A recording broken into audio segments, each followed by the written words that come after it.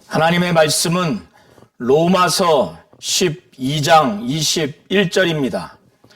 악에게 지지 말고 선으로 악을 이기라. 하나님은 악을 심판하시는 분이십니다. 하나님은 우리 성도님들이 악에게 지지 말고 악을 선으로 이기기를 원하시는 분이십니다. 그리고 하나님이 그렇게 하도록 우리 성도님들을 보호하실 것입니다. 고린도 전서 12장과 13장을 연이어서 보시면 사도 바울은 고린도 교회 그 성도들을 대상으로 해서 12장에는 은사 문제를 언급을 합니다. 그리고 난 후에 고린도전서 13장에는 사랑에 관한 문제를 언급을 합니다.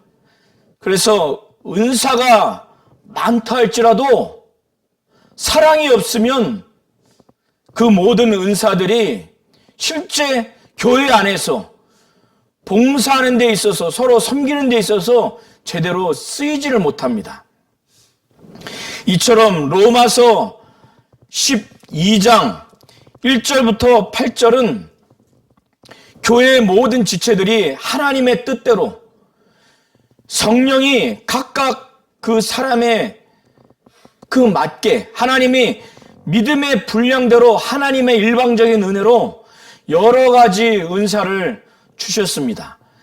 그때 이 은사를 받은 자들이 서로 무시하지 아니하고 교만하지 아니하고 나보다 남을 낮게 여기고 사랑하는 마음으로 서로 우애하면서 그렇게 하기를 원하는 마음으로 사도 바울은 1절부터 8절은 교회 안에서 하나님이 주신 그 은사로 인해서 교회가 어떻게 정상적으로 기능을 하고 또 성장하는지에 대한 부분을 다루었습니다.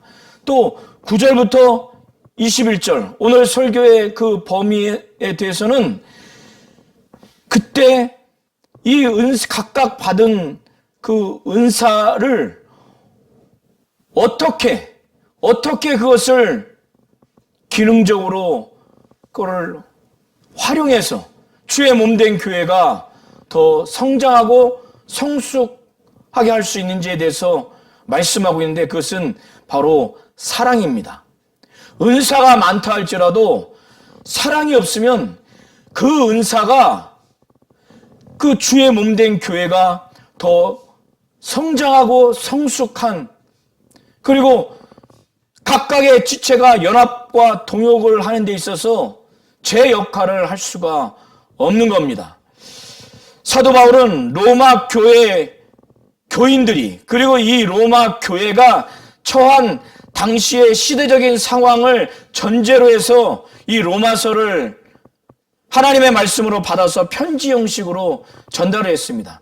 로마 교회라고 하니까 오늘날처럼 대형 교회와 같이 또 중형 교회와 같이 특정 건물이 규모가 있는 교회가 아닙니다. 이 당시에는 거의 가정 단위로 이루어지는 가정교회 형식으로 되어 있습니다.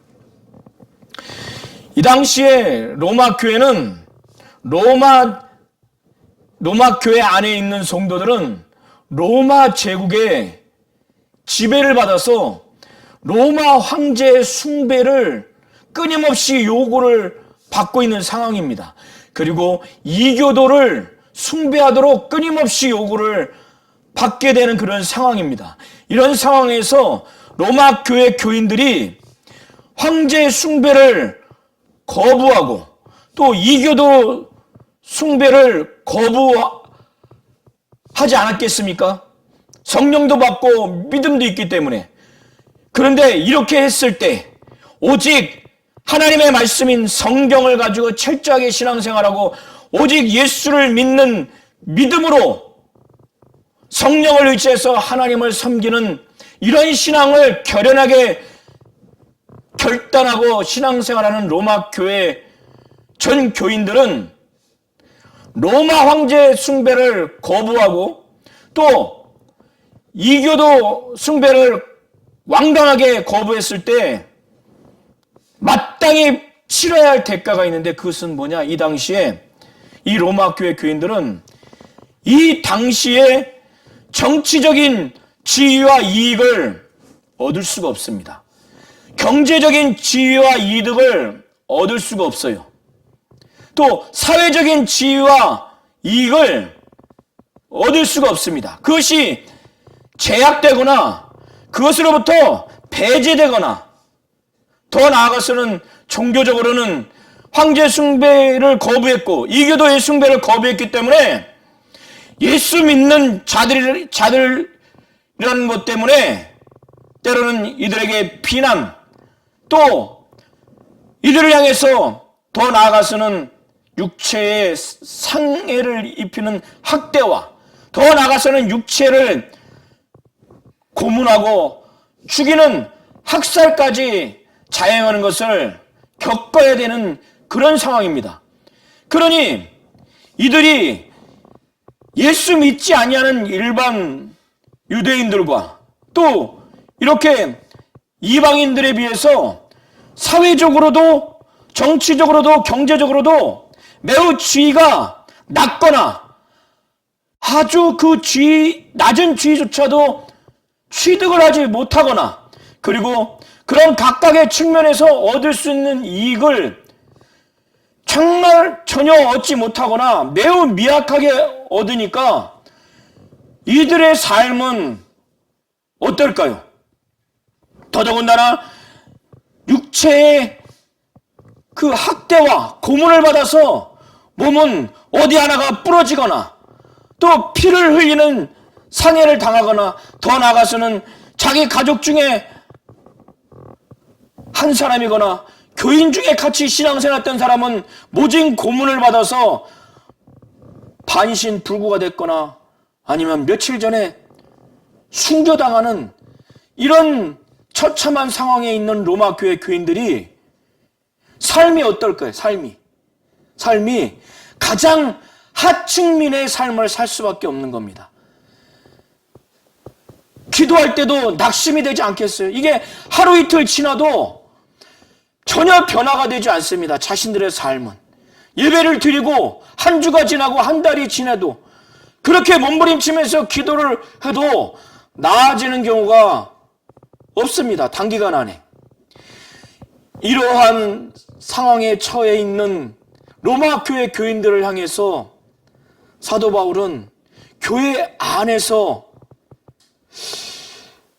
정말 하나님의 뜻대로 교회가 단합하고 결속되지 않는 이 모습을 보게 됐습니다. 그리고 이들이 외부로부터 이렇게 박해와 외부로부터 저주를 받고 외부로부터 악을 당하는 이런 상황에서 저 이방 세계인 로마 제국을 향해서 복수심이 불타오르고 또 적대 감정이 올라오고 그래서 저주하고 싶은 그런 인간의 그 본능이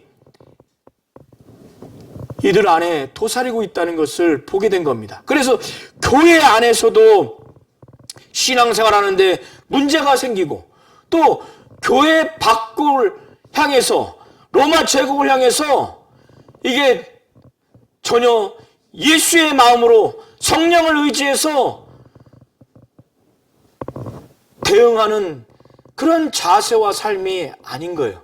그래서 사도 바울은 이 로마 교회 교인들에게 이것을 지금 가르치고 있는 겁니다.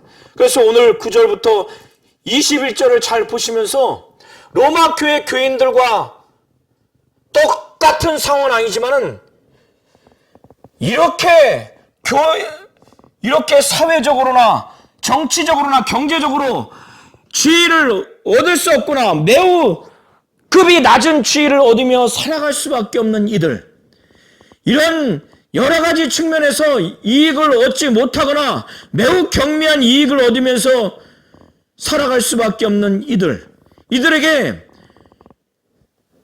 이들의 장래와 이들의 미래가 희망이 있겠습니까? 인간적인 삶에 있어서. 영적으로는 끊임없이 이들이 기도하고 이들이 전도하지만 육체의 삶은 쉽게 나아질 것처럼 보여지지가 않아요. 이때 사도 바울은 이들이 당하고 있는 모든 고초의 상황을 사도 바울은 양적으로나 질적으로 더 중하게 박해를 받으면서 저주를 받는 것처럼 또 악을 당하는 그런 삶을 살았기 때문에 사도 바울만이 이런 상황에 처해 있는 로마 교회와 교인들에게 아주 담대하게 하나님의 말씀을 증거하는 것을 우리가 볼 수 있습니다. 다른 사람이 이렇게 담대하게 말하기는 쉽지 않을 것입니다.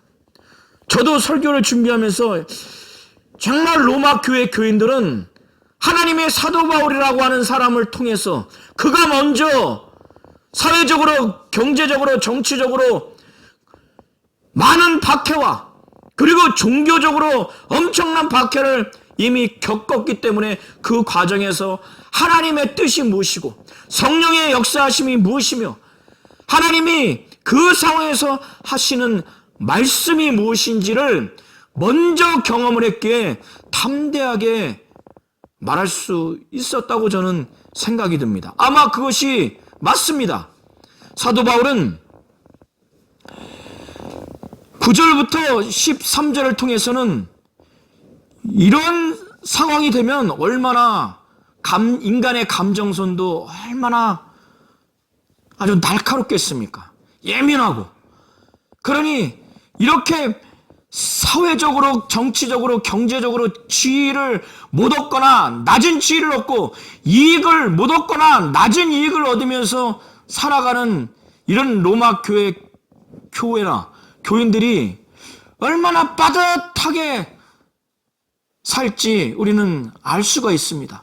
그리고 로마 제국으로부터 아주 멸시를 받고 아주 무시를 받고 또 학대도 받고 고문을 당하고 학살까지 당하는 이런 처참한 상황에서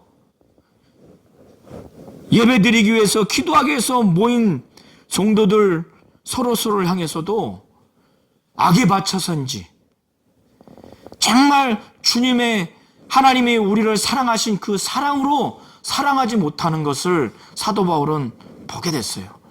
그래서 9절부터 13절은 교회 안에서 어떠한 마음으로 어떻게 대해야 하는지 가장 어려운 상황이지만 사도 바울만이 하나님으로부터 말씀을 받아서 이 로마 교회와 교인들에게 담대하게 하나님의 뜻을, 하나님의 말씀을 말할 수가 있었던 겁니다. 그것은 바로 하나님이 예수를 통해서 우리에게 나타내 주신 그 사랑을 우리가 진정으로 체험했다면 하나님의 사랑이 성령으로 말미암아 우리 마음에 부음받았다고 로마서 5장에 이미 사도 바울은 그것을 증거했습니다.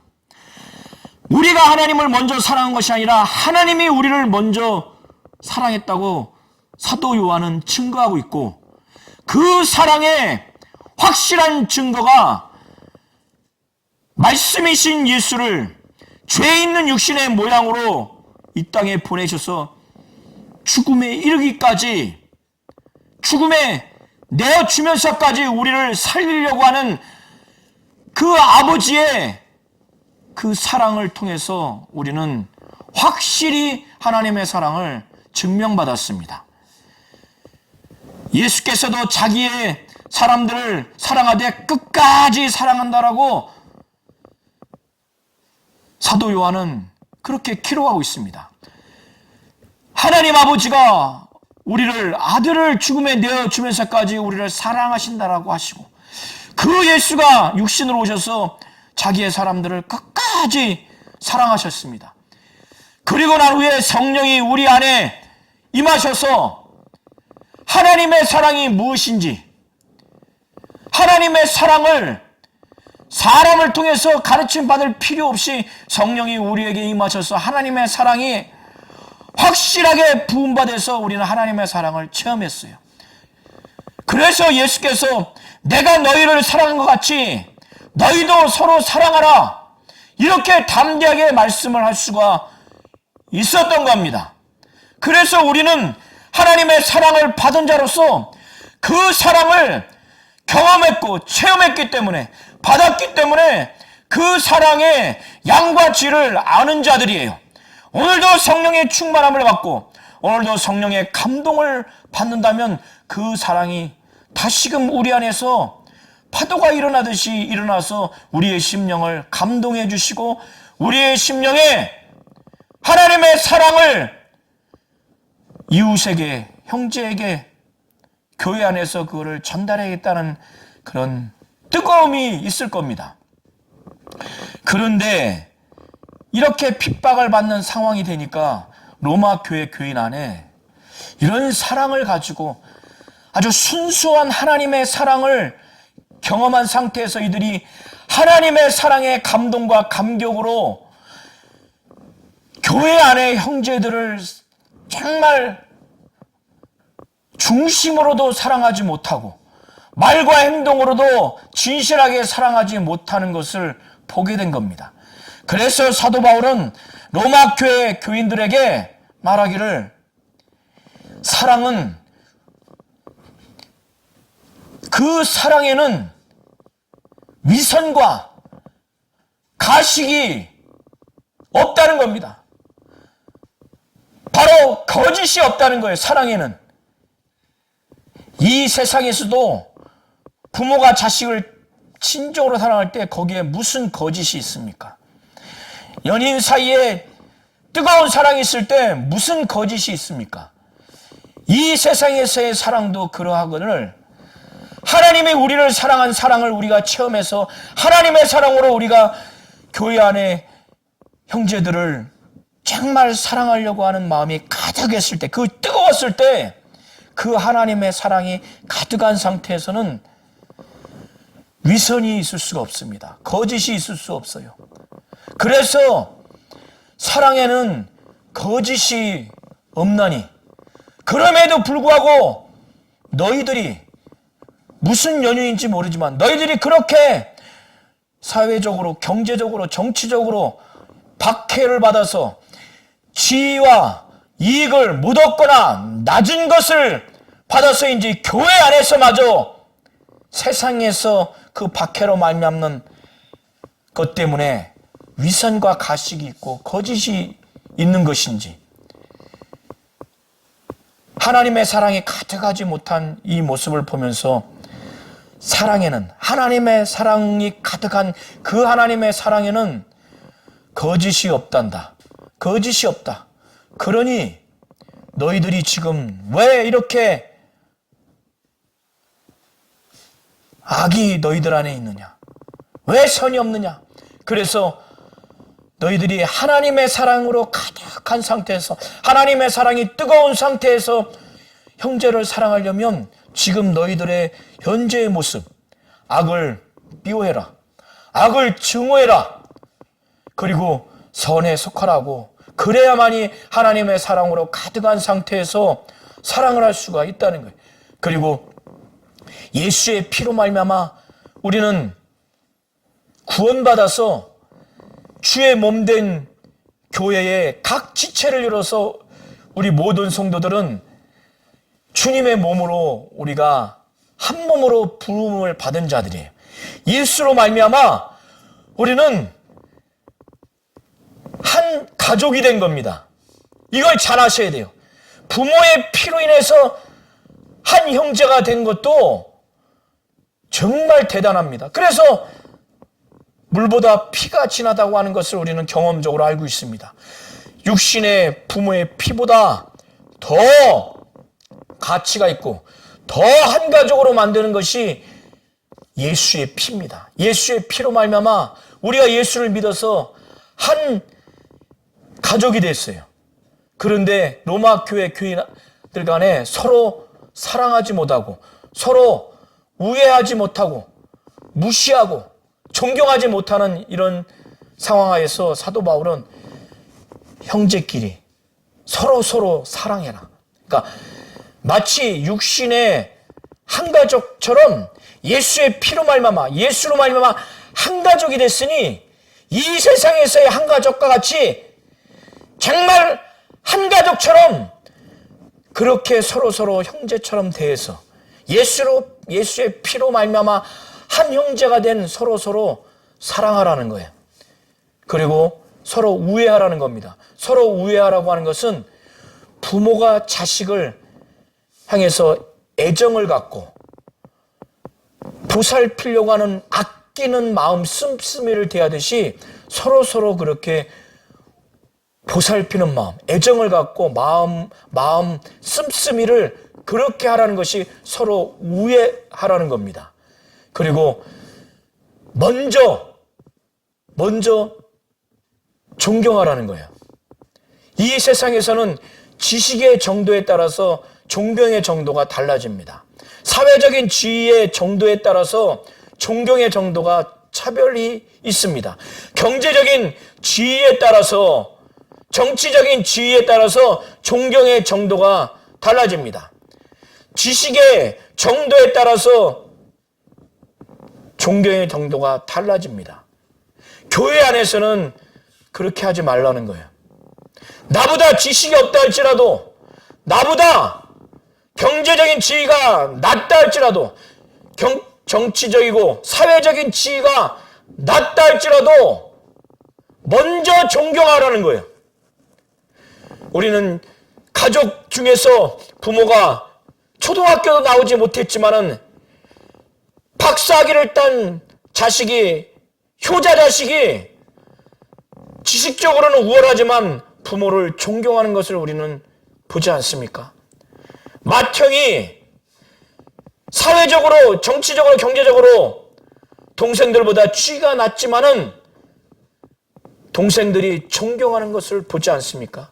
이처럼 예수의 피로 말미암아, 예수로 말미암아 한 가족이라면 존경하기를 먼저 하라는 거예요. 사도 바울은 로마 교회 안에 이런 문제를 보게 된 겁니다. 그리고 주님을 섬기되 게으르지 말라는 거예요. 게으르지 말고 부지런히 주님을 섬기라는 겁니다. 주님을 그렇게 섬길 만한 분 아닙니까? 하나님은 이 세상에서의 효자도 뜨거운 마음으로 열심을 가지고 부모를 돌아보고 섬깁니다. 이 세상의 부모와 비교할 수 없을 만큼 영원한 지옥에서 우리를 구원해 주셨어요. 마귀의 수하에서 하나님의 자녀가 될 수 있도록 만왕의 왕이신 하나님을 우리의 아버지로 우리가 부를 수 있도록 일방적인 은혜를 베풀어 주셔서 우리를 지금까지 인도해 주셨다면 그 하나님 아버지께 물질로 헌신하고 몸으로 헌신하고 우리의 지식과 우리의 모든 지위와 이익을 주께 드려도 갚을 수가 없습니다. 그래서 주님을 섬길 때 부지런히 게으르지 말고 섬기라는 거예요. 그리고 열심을 품고 섬기라고 하는 겁니다. 로마 교회 안에 이런 모습이 없기 때문에 사도 바울은 말하는 겁니다. 여기에서의 열심을 품고 주님을 섬기라고 하는 그 내용은, 원어의 직역의 내용은 이 내용입니다. 성령으로 말미암아 마음을 뜨겁게 해서 주님을 섬기라는 거예요. 열심을 품고 주님을 섬기라고 하는 것은 성령으로 말미암아 마음이 막 뜨거워서 주님을 섬기라고 하는 겁니다. 주님을 열심을 품고 뜨겁게 주님을 섬기지 못한다고 하는 것은 성령의 충만함과 감동과 성령의 지시와 몰아내심이 우리 안에 미약한 겁니다. 그래서 성령을 막 의지하세요. 성령의 충만함과 감동과 성령이 나를 몰아가시도록, 성령이 이끄시도록 그렇게 하나님 앞에 100% 순종하고자 하는 마음, 성령에 순종하고자 하는 마음으로 정말 몸부림친다면 주님을 향한 뜨거운 마음이 성령으로 말미암아 뜨거워질 겁니다. 그런 상태에서 주님을 섬기라고 하는 것입니다. 이거를 잘 아시기 바랍니다. 그리고 서로 즐거워하는 자와 함께 즐거워하라는 겁니다. 우는 자와 함께 울라고 하는 겁니다. 하나님의 사랑이 가득하다면 이것이 가능합니다. 우리 성도님들이 이런 마음이 있는지, 이렇게 하는지, 이렇게 하려고 하는 의지가 있는지 점검하시기 바랍니다. 사회적인, 정치적인, 경제적인 지위와 이익이 차이가 나는 사람들 상호간에 이렇게 하기가 쉽지 않을 겁니다. 경제적인 지위와 사회적인 지위와 정치적인 지위가 높은 사람이, 또 각각의 이익이 많은 사람이 이것이 전혀 없거나 적게 이것을 누리고 있는 사람들 간에 사정이 다르지 않습니까? 그런데 상반간에 경제적이고 정치적이고 또 사회적인 지위와 이득이 많은 사람이 즐거워하는 상태에서 반대로 이런 지위와 이익이 적은 사람이 함께 즐거워한다는 것은 인간의 마음으로는 불가능합니다. 반대로 이런 지위와 이익이 많은 사람이 이런 지위와 이익이 적은 사람을 향해서 함께 울어준다는 것이 쉽지가 않습니다. 배가 아프거나 아니면 무관심하거나 이런 현상이 나타납니다. 그러나 하나님의 사랑이 가득하다면 이것이 당연히 나오는데 지금 로마 교회 교인 안에는 이런 것이 미약하기 때문에 사도 바울은 즐거워하는 자와 함께 즐거워하고 우는 자와 함께 울라고 하는 거예요. 하나님 아버지는 이런 마음입니다. 주 예수는 이런 마음이에요. 하나님의 사랑이 가득하다면, 예수의 마음이 가득하다면 우리 교회 안에서 또 가정 안에서 이것이 될 겁니다. 교회 안에서는 또 가정 안에서 직장이든 믿는 자가 모였을 때는 마음을 같이 하는 것이 중요합니다. 성도 다르고 나이도 다르고 환경이 다른데 어떻게 마음이 같을 수가 있습니까? 그래서 사도 바울은 빌립보서 2장 1절부터 그 이하를 쭉 통해서 너희 안에 이 마음을 품으라. 곧 예수 그리스도의 마음이니 하나님과 동등됨을 취할 것으로 여기지 아니하고 자기를 비워서 종의 형체로 그 사람의 육체의 모양으로 오셔서 죽기까지 자기를 낮추고 순종하셨어요. 죽음에 이르기까지. 얼마나 괴로우셨겠습니까? 하나님의 본체신 그분이, 하나님과 동등하신 그분이 동등됨을 취할 것으로 여기지 아니하고 인간의 육체를 와서 죽기까지 자기 자신을 낮추어서 복종했다는 거예요. 이 예수의 마음을 품으라는 겁니다. 이 예수의 마음은 인간으로 품기는 대단히 어려울 겁니다. 이 인간사에서도 자식이 부모의 마음을 품고 살기가 대단히 어려운데 특히 어머니의 마음을 품고 산다는 것은 정말 자식으로서 불가능하죠. 그런데 하물며 예수의 마음을 인간의 노력으로 품는다는 건 불가능합니다. 그래서 성령을 우리가 의지할 때만이, 성령의 감동과 충만함으로 성령이 우리를 몰아가시고 인도하신 때만이 우리가 예수의 마음을 지속적으로 품을 수가 있는 겁니다. 그런 상태가 되면 우리 교회 안에서, 가정에서 믿는 자들끼리, 직장에서 믿는 자들끼리 이 예수의 마음을 품고 서로 모이면 이게 하나가 되는 겁니다. 똑같은 마음이 되는 겁니다. 이런 마음을 품으라는 거예요. 같은 마음을 가지라는 겁니다. 여기에서 마음을 높이려고 하지 말라는 거예요. 오히려 마음을 예수와 같이 낮은 죄, 마음뿐만 아니라 생각도, 처신도 낮은 것으로 아주 처하라는 거예요. 그리고 교회 안에서는, 믿는 자들 안에서는 지혜 있는 채 이렇게 하지 말라는 거예요. 내가 지혜 있는 채 하는 순간 다른 사람은 지혜 없는 사람으로 무시하거나 그렇게 평가하거나 지혜가 부족한 사람으로 또 학급으로 평가하거나 무시하게 됩니다. 그러면 교회 안에는 또 분열과 갈등이 있을 수밖에 없어요. 하나가 되지 못합니다. 가정도 마찬가지고 직장도 마찬가지입니다. 바울은 지금 이거를 지적하고 있는 겁니다.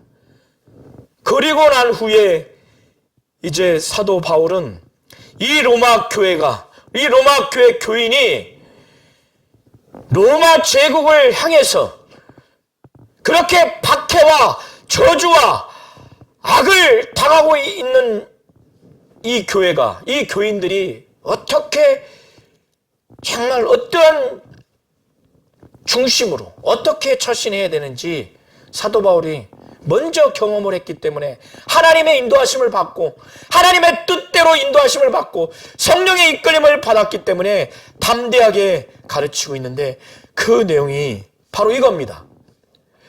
이렇게 사회적으로, 정치적으로, 경제적으로 이익을 얻지 못하고 매우 적게 얻는 이런 상태에서 삶이 가장 하층민의 삶을 살 수밖에 없는 이런 사람들에게 더더군다나 종교적인 핍박과 박해까지 들어와서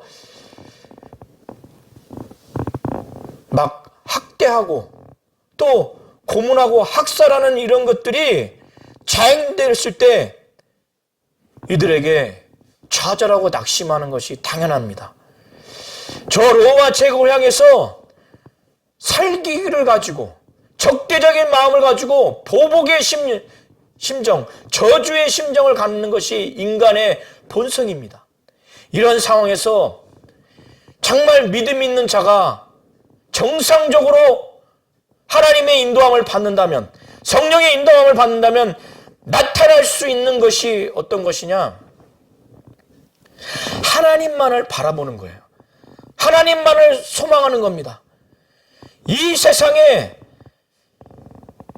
믿을 사람이 하나도 없다는 것을 아주 절망을 경험했기 때문에 오직 하나님께만 소망을 두고 하나님만을 바라보는 거예요.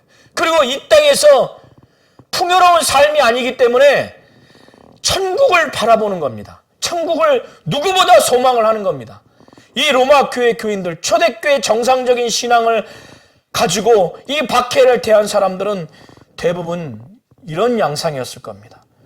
그리고 내 육체는 이렇게 뼈가 부러지고 학대를 받고 채찍에 맞아서 상처가 있지만은, 그러나 내 영혼이 부활해서 진정한 구원이 이를 그때에는 신령한 육체로 부활하는 신령한 육체를 계속 사모할 겁니다.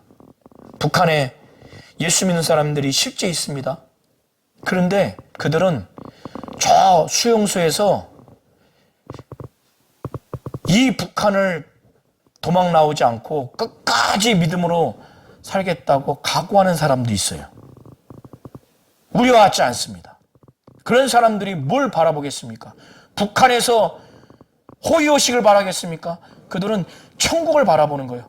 하나님만을 바라보는 거예요. 자기 육신은 그 정치 수용소에서 학대를 받아서 뼈가 다치고 살이 다치고 모든 장기가 다치지만 신령한 육체를 가지고 부활하는 그때를 사모하는 겁니다. 소망하는 겁니다.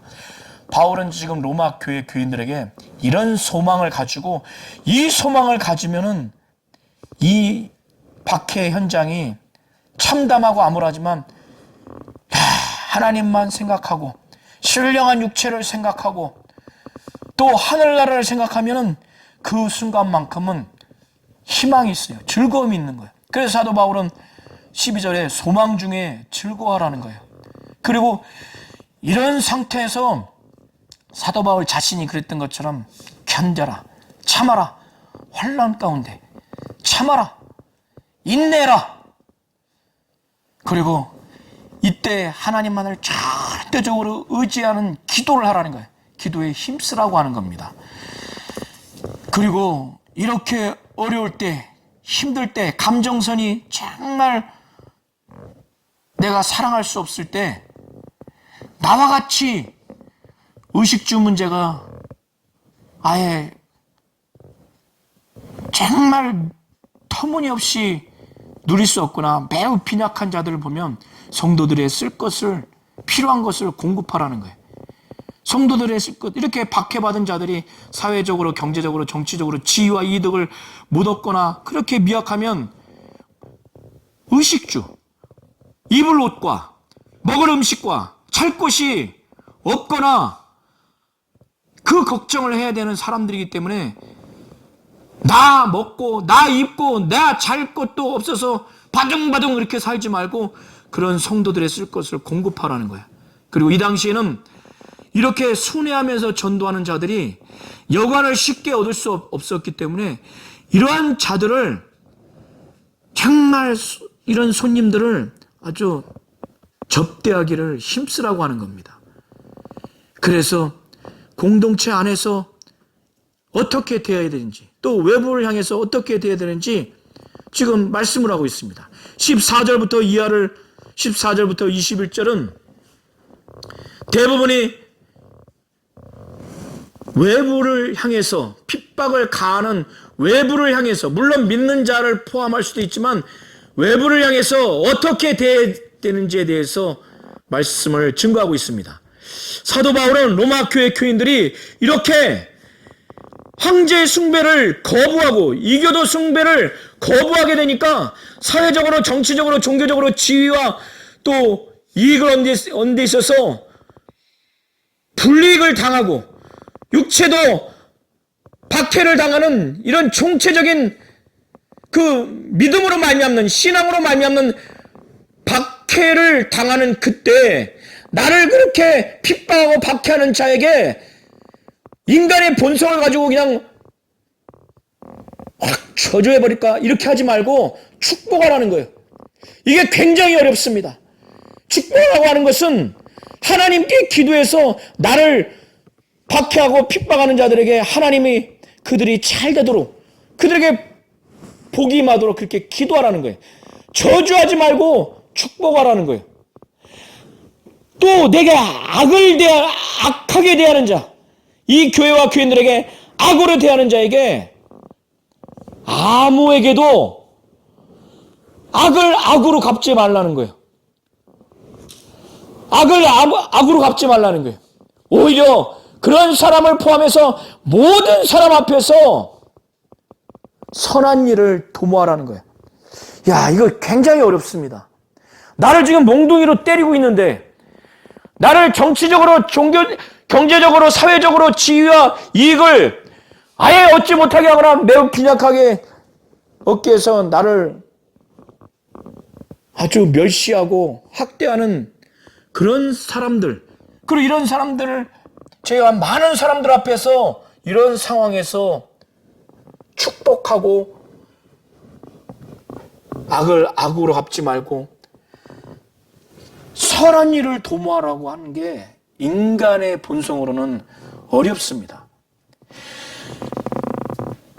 사도 바울은 이런 상황에서 친히 원수를 갚지 말라는 거예요. 이렇게 하기 어렵기 때문에 사도 바울은 사랑하는 자들아, 너희가 친히 원수를 갚지 말고 그 하나님의 진노하심에 맡기라는 거예요. 우리는 진정한 심판과 그 심판에 따른 형벌을 할 위치에 있지 않습니다. 그런 권한이 없어요. 친히 심판하고 형벌할 수 있는, 진노할 수 있는, 원수 갚을 수 있는 그 위치와 권한은 하나님께만 있다는 거예요. 그래서 신명기 32장 35절에 성경 말씀에 기록하고 있기 때문에 너희가 하나님 말씀에 불순종해서 너희가 임으로 친히 너희가 너희를 박해하는 자들, 너희에게 악으로 대하는 자들을 친히 저주하지 말라는 거예요. 하나님의 진노에 맡기라는 거예요. 그 진노를 내리시는 분이 원수 갚으실 수 있는 분의 그 위치가 하나님이시고 그런 권한이 있는 분이 하나님이시기 때문에 그게 신명기 32장 35절에 이미 기록되어 있다는 거예요. 그래서 19절에 말씀하시기를 기록되었을 때 원수 갚는 것이 내게 있으니 하나님께 있으니 내가 갚으리라고 주께서, 바로 하나님께서 말씀하셨기 때문에 너희가 친히 원수 갚지 말라는 거예요. 이것이 우리는 구약 사건을 통해서 다윗이 사울을 3번이나 죽일 수 있음에도 불구하고 하나님의 기름 부음 받은 자를 자기가 할 수 없다고 했어요. 결국에는 하나님이 그를 버리셨습니다. 스데반은 죽는 순간까지 하나님의 뜻을 전하고 하나님의 말씀을 전하다가 돌로 쳐서 죽었어요.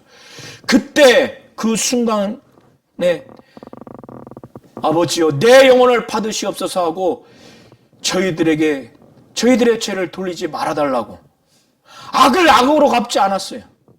주 예수께서도 그리하셨습니다. 사도 바울도 그렇게 했습니다. 이게 인간의 마음에서, 인간의 본성으로는 불가능합니다. 성령으로 말미암아 가슴이 뜨거워져야, 하나님의 사랑이 가득한 상태가 되어야만이, 예수의 마음을 품을 때만이 이것이 가능한 겁니다. 그래서 사도 바울은 오히려 반대로 주님과 같이, 또 사도 바울 자신과 같이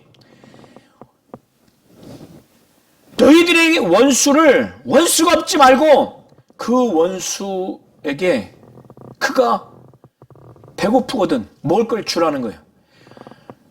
목에 갈증이 있다면 마시우라는 거예요. 선행을 행하라는 겁니다. 그렇게 되면은 그 사람의 머리 위에 숯불을 얹어 놓는 결과가 된다는 거예요. 그렇게 선행함으로 인해서 그가 회개할 수만 있으면 그가 돌이켜서 구원을 얻고 하나님의 사랑을 받지만, 끝끝내 회개하지 않으면 마치 머리 위에 숯불이 얹어진 것 같은 참혹한 결과가 될 거니까 너희들은 원수에게 선행을 베풀라고 하는 겁니다. 이렇게 악에게 지지 말라는 거예요. 선으로 악을 이기라고 하는 것이 바로 이와 같은 내용을 전제로 하고 말씀하는 겁니다. 그래서 사도 바울은 할 수만 있으면 너희는 모든 사람과 화목하라는 거예요. 이것이 인간의 본성과 인간의 마음으로는 되지 않습니다.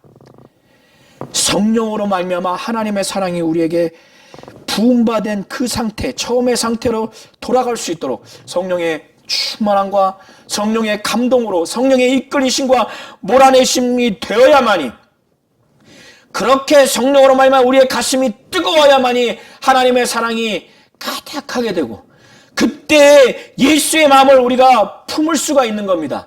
그런 상태가 되어야 나를 박해하는 사람에게 내가 저주하지 않냐고, 정말 나에게 악을 대한 자에게 악으로 대하지 않냐고, 그런 자들에게 보복하지 않냐고, 내 원수를 향해서 먹을 것, 마실 것을 줄 수 있는, 결국 악에게 지지 않냐고 선으로 악을 이길 수 있는 결과가 되는 겁니다. 하나님은 우리 성도님들이 악에게 절대로 지지 말고 악에게 이기기를 원하는데, 악으로 악받쳐서 보복하거나 저주하는 것으로 이길 수 없다는 거예요. 선으로 악을 이기라고 하는 거예요. 선으로 악으로 이기려면 철저하게 성령으로 말미암아 성령 충만함과 감동과 성령의 지시와 몰아내심으로 하나님의 사랑이 가득한 상태에서, 이 뜨거운 상태에서 예수의 마음이 막 불타오르는, 그래서 하나님의 사랑이 불타오르는 이 예수의 마음을 품고 하나님의 사랑을 품었을 때만이 가능한 겁니다. 그게 스데반이 그래서 가능했던 것이고 사도 바울이 그래서 가능했던 겁니다. 하나님은 우리 성도님들이 정말 악에게 지지 말고 선으로 악을 이기기를 원하시고, 하나님은 선으로 악을 이기기를 원하시는 분이십니다. 이것을 잘 아시고 확실하게 악에게 지지 말고 선으로 악을 이기시기를 예수의 이름으로 축원합니다.